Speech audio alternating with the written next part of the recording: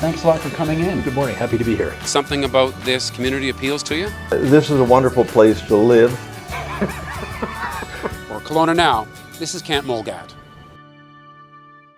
And we're joined by Amy Soranno, the spokesperson for this group of people that we saw chaining themselves to the doors of Interior Savings, Credit Union, and Insurance to highlight the issue of animal cruelty in general and how our taste for meat affects the climate, and specifically how that particular institution sponsors an event that celebrates eating ribs. Yeah.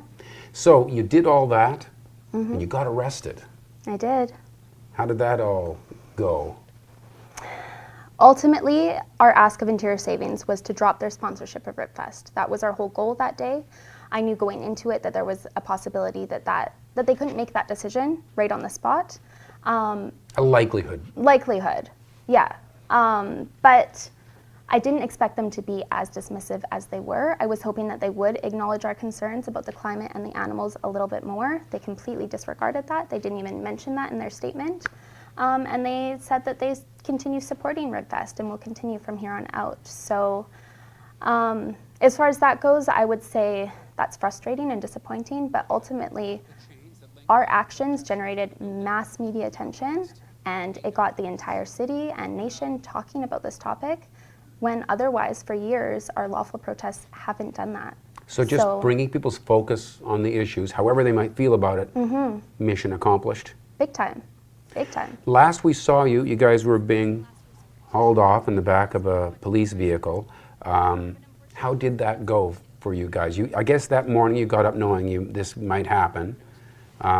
Were you treated well, or? Yeah, I think the police treated us how they should treat us, ultimately. I think often in the media we see police react inappropriately to protesters, but to peaceful protesters, we were nonviolent, we weren't hurting anyone.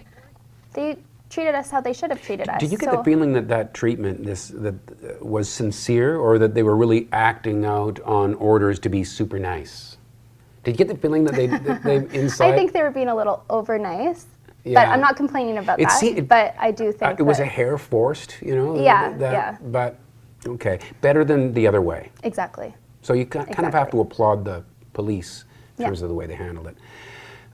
You did say, when I spoke to you just as you were being carted off, I asked if we would see more of these. Now, I know that this group of people did some protesting in Abbotsford. Abbotsford, yeah. Where there's a facility that raises hogs, right? And then we've seen this one. There's going to be more? Absolutely. Absolutely. This is just the start. And we're going to continue escalating our actions until we are taken seriously, until the public is aware of what's happening. The animal agriculture industry completely relies on secrecy. So they rely on people not knowing how animals are raised and killed for food consumption. Right. Because if people did know that, if that was advertised to them in the grocery store as they were buying their steak, people wouldn't purchase it. It's a very uncomfortable truth. So it's up to whistleblowers and up to activists to show people that truth. Okay. In fairness to Interior Savings, I have to ask you about this. I mean, they're a company that happens to sponsor an event that is perfectly legal. Meat is promoted and advertised and widely consumed. It's a big part of our culture. And a lot of people would say that's really unfair that you would single them out like that and disrupt their business. So for years we have had dialogue with Interior Savings about RibFest and their sponsorship of RibFest, and especially over this past summer, we have sent them letters and emails and protested outside telling them how irresponsible it is to be sponsoring RibFest for two reasons. One, Canada just declared a national climate emergency driven by animal agriculture. And two, there's been documented criminal animal cruelty taking place on farms that supply directly to RibFest. So by Interior Savings funding RibFest, they're paying for these environmental and animal atrocities to take place. Is it also because that event, I mean, you go to any, go to the PNE or any kind of fair, there's any food fair, there's meat that's on offer. But this one celebrates the meat. That just sort of makes it even more of an issue for your group, would you say? It is a huge issue, and it's a huge issue all across Canada. RibFest is all across Canada, and we're working on with activists all across the nation on how we can dismantle Fest. And this Right. is just one aspect of our activism. Right. Here's what you often hear. You can choose to be a vegan. I choose to eat meat. We disagree. Leave me alone. Why are you telling me how I should be? Well, then I would say, what about the rights of the animals? Shouldn't they have a choice? Shouldn't they be left alone and have a right to their own life? When the rights of someone is taken from them, when their life is taken from them, then action needs to be taken. That's Right. like a complete injustice. Right. I guess some people just won't cross that bridge to seeing a pig as an entity that has rights. Yeah, well, I think most of the public, if we see, let's say, a puppy on the street being abused, we would not participate in that. We wouldn't step in and continue abusing that animal. You We would would probably probably- step in and try and stop it. Yes.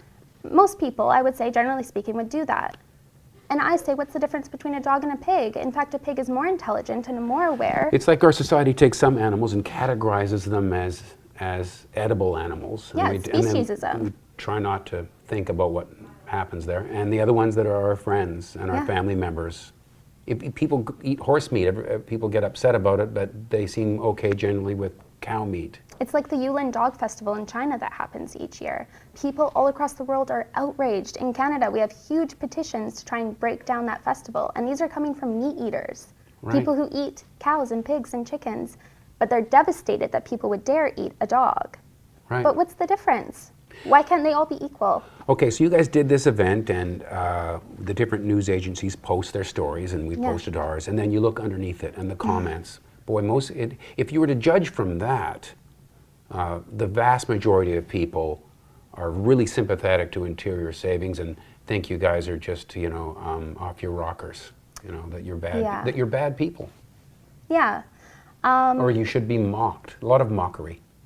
Yes, definitely we see a lot of that. And I think I'm a vegan who's living in a predominantly non-vegan world. So I expect that criticism and that sort of backlash, and ultimately I'm okay with it. And in fact, I welcome it because those are people who perhaps would have never otherwise heard our point of view or our story or the pig stories. And they're feeling affected. There's a moral conflict happening within them. And whether that comes out as hatred towards us or mockery, they're feeling something. And it's planted a seed within them, which will grow. Right. There was a gentleman, maybe I use that term loosely here, who was like flipping the bird to you guys Yeah. as you were about to be taken away. How do you feel when you see that? He looks like somebody's grandpa, and there he is doing that. I know, it's disappointing. And I don't know if he really even understood what we were doing. He kind of popped in right at the end there as we were being loaded into the transport vehicle.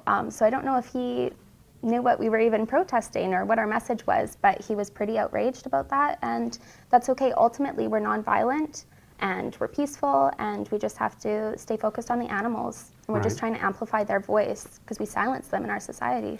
So at these facilities that raise animals that we consume, from time to time you'll see a news report about specific acts of cruelty that go on. But even the standard practices, and you sent us some videos that are taken, just the way they keep the animals in these incredibly confined things, like you'll see a sow and the animal can't even turn around.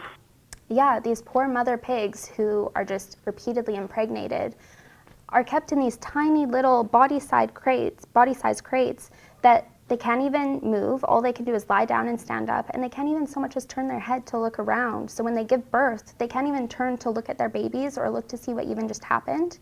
And most of them are facing a cement wall, so just centimeters away from their nose, all they can see is a cement wall their entire lives.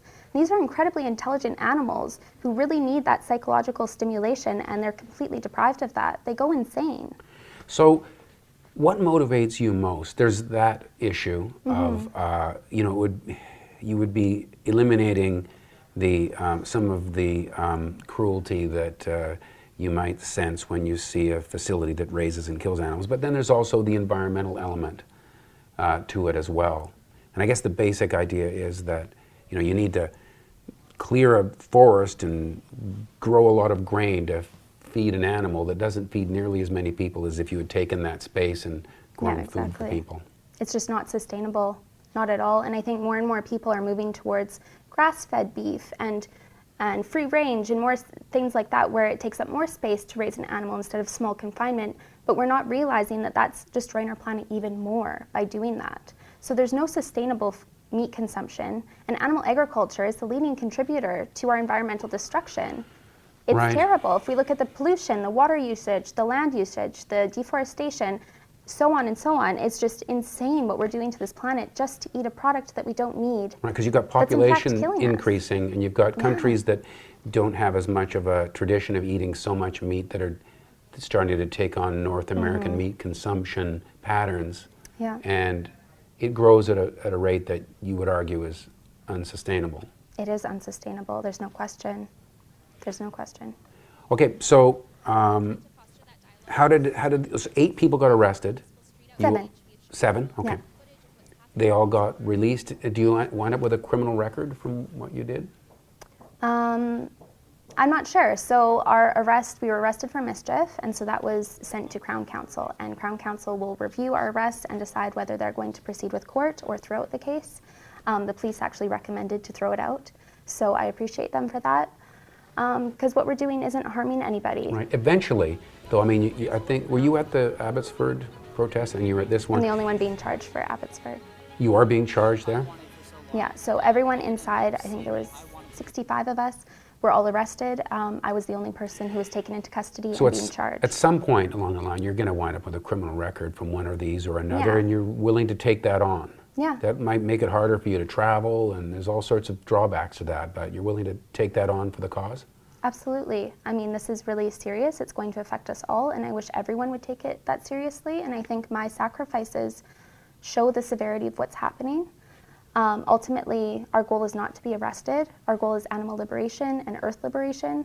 And if achieving those goals through getting arrested can happen, then we have to do that. You know, there's some people that may be watching this right now. They've probably stopped watching by now, but they're just hating you right now for what you're saying. And you're feeling that from some people, right? Yeah. So imagine that's them right there. Just tell them, what are you saying to that person? They're calling you names, and they just hate you for what you're doing. What do you say to them? I implore you to dig deep and to think about why you're feeling what you're feeling right now. It's not me, ultimately. If I was swapped out for a different activist, you would be hating them too. So it's nothing personal to do with me. I know that. It's something to do with a moral conflict within you, to do with animal consumption or farming. And I really encourage you to watch documentaries like Dominion to see what's actually happening to these animals, and watch documentaries like Cowspiracy to see what's happening to our environment, and really do some research, and maybe you'll understand where I'm coming from. All right. Well, I guess we will be seeing you at a protest. You'll see me soon. Sometime again soon. Yeah. Well, thanks for coming in and telling us All about right, it, Amy thank you so Soranno. much. And thank you for watching Kelowna Now.